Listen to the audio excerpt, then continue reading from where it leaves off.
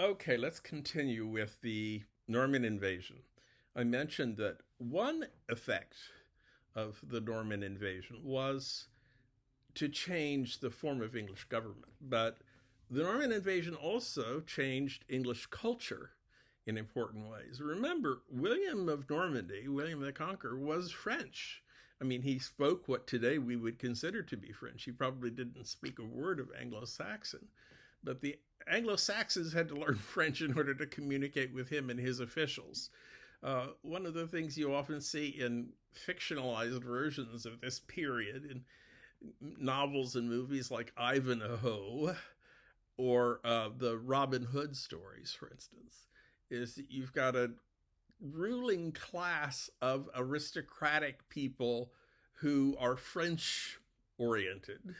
And then you've got the Anglo Saxons who are supposed to be the pure, honest English yeomen who are the heroes of the story.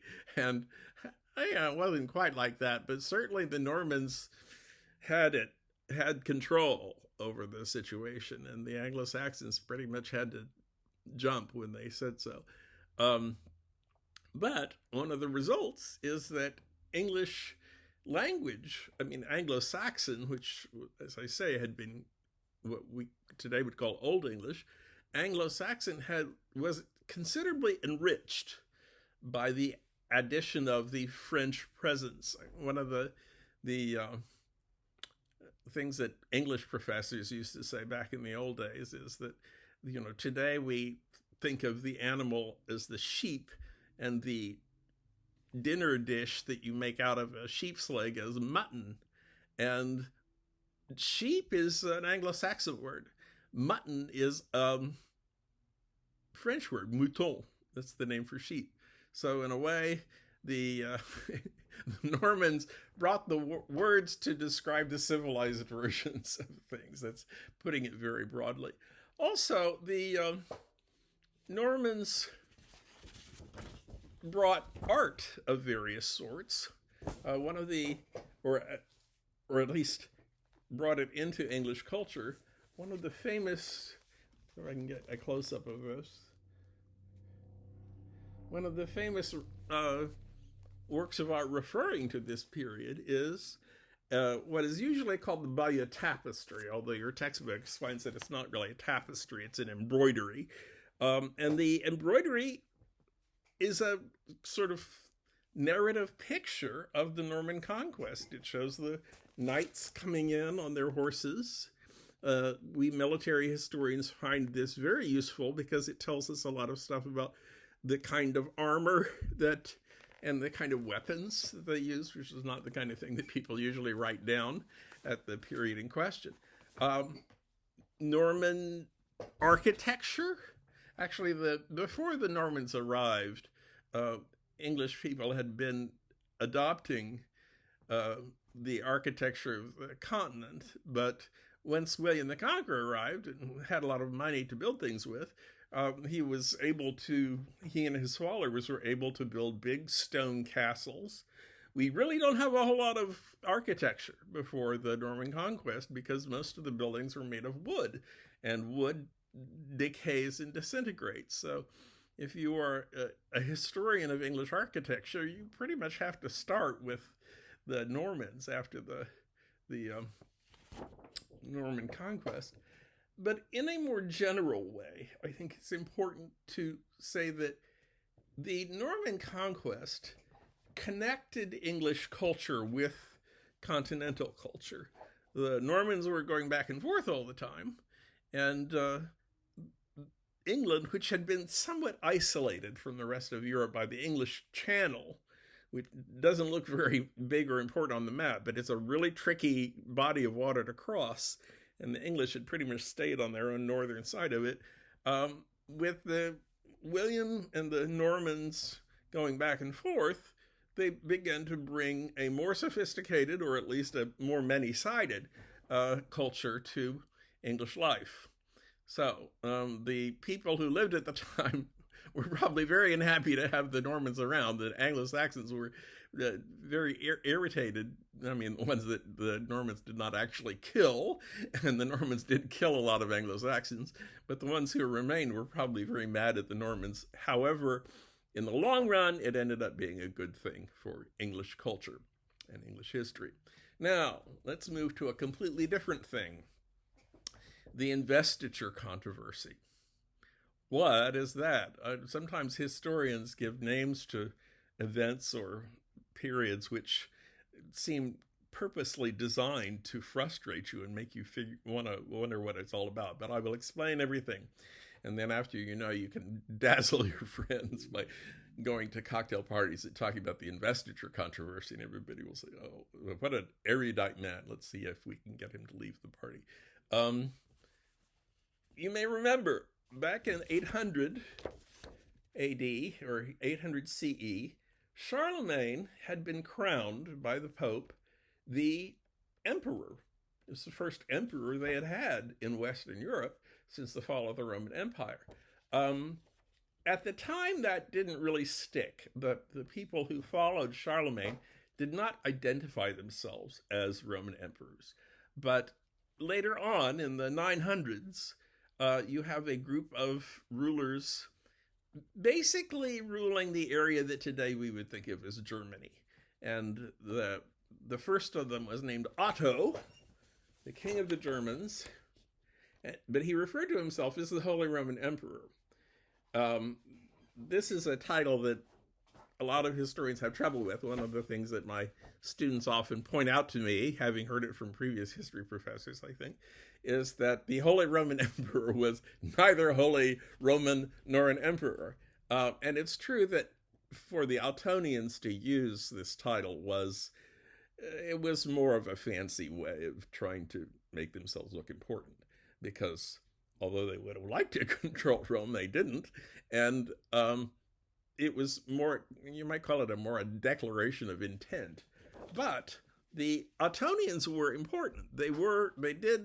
It was one of those groups that in the later Dark Ages, or the later Middle Ages, did put together large areas and assert control over them.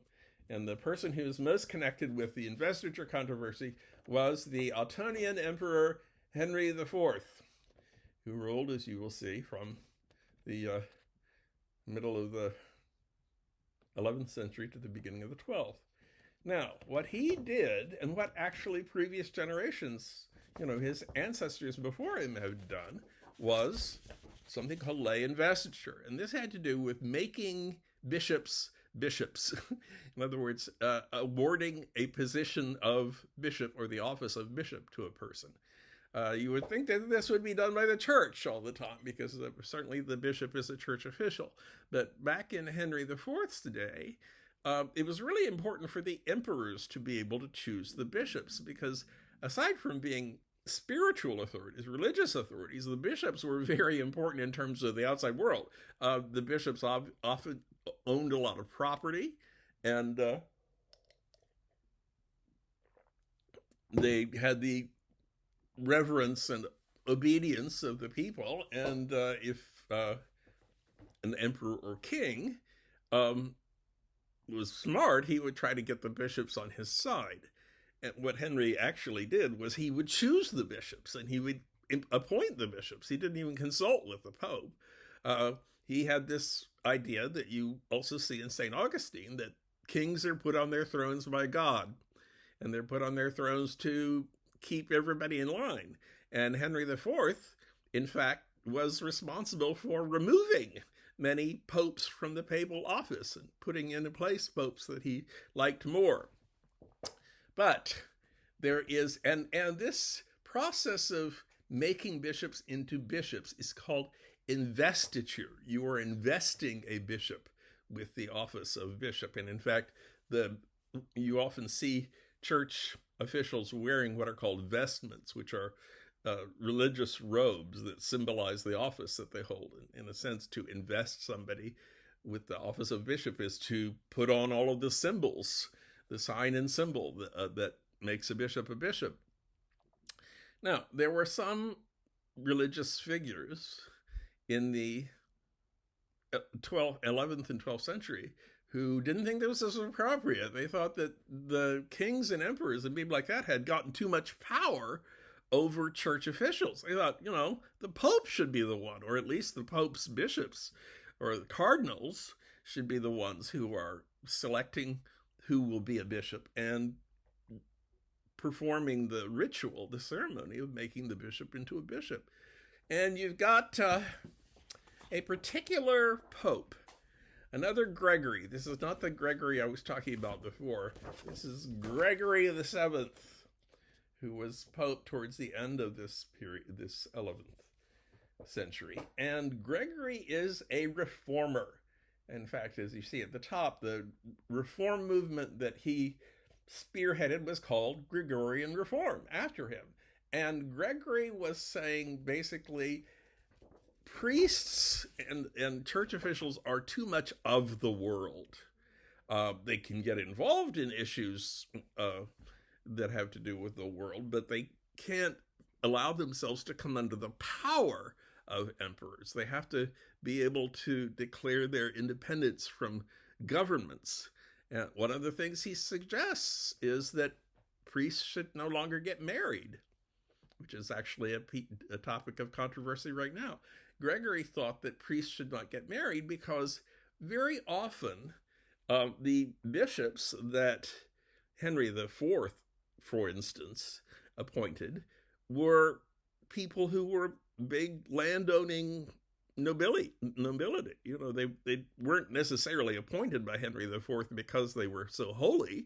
They were appointed by Henry IV because they were already powerful, and Henry IV wanted to be able to, suck up to them and give them things that would induce them to be loyal to him. And of course, if you are in a position of being a bishop, but you cannot pass your property on to your children, this is going to make it less appealing for you to be a bishop for that purpose. If you were only being a bishop in order to get control of property and being able to pass it on to your children, making a bishop be celibate is one way of getting that kind of person out of the business of being a bishop. So Gregory was saying you can't be a bishop and be married at the same time. Now, of course, a lot of the people that Henry has appointed as bishops and other church officials are married. And they don't want to become celibate. They don't want to give up their wives. And that's precisely why the Pope is advocating that bishops should be celibate, because the Pope thinks that the people who think that their wives are more important than the spiritual welfare of the church they have wrong support. They have a wrong order of priorities. On the other hand, as I point out here, there are a lot of people who are already political opponents of Henry IV, Emperor Henry IV. And they say, aha, we can use this in order to pull people away from Henry. And so they start saying, well, of course the Pope is right. Of course priests should not be married. And so they back up the Pope's side, partly just because they had already decided that they didn't want to be supporters of Henry IV, and they see this as being an objection to the whole thing. A way of depriving the Henry of power.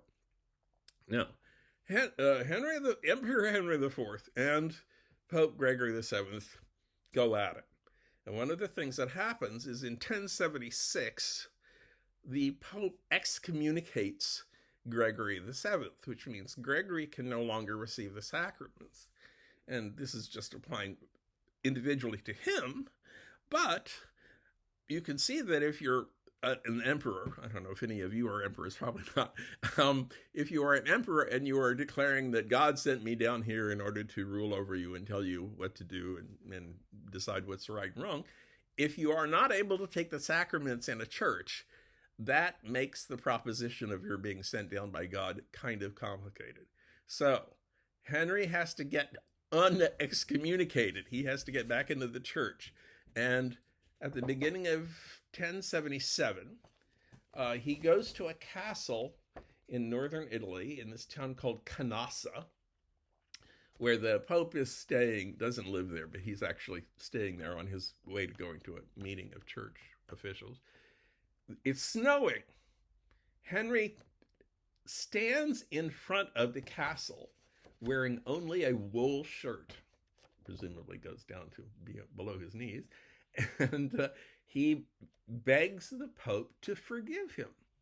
Now, this is putting the Pope into a situation where he really doesn't have a whole lot of room, because one of the things about Christianity is if you are a truly penitent sinner and you go to a church priest and ask for forgiveness, the priest has to forgive you. That's one of the teachings of Christianity, is that people, truly penitent sinners, are forgiven their sins. So the Pope has to unexcommunicate Henry, which in a sense makes it look as if the Pope has lost some power. On the other hand, Henry's had to stand in the snow in his wool shirt, which means that the emperor has been humiliated too. This whole issue extends past their lifetime. It's eventually resolved in the so-called Concordat of Worms. Worms is a city in Germany, and a concordat is an agreement. This particular agreement says that when bishops are invested, when they are given their investments, the emperor cannot give the bishop his staff. The staff is like, it represents the fact that it's like a shepherd's staff. It represents the idea that the bishop is the shepherd of his people. Sort of, the Lord is my shepherd, that kind of thing.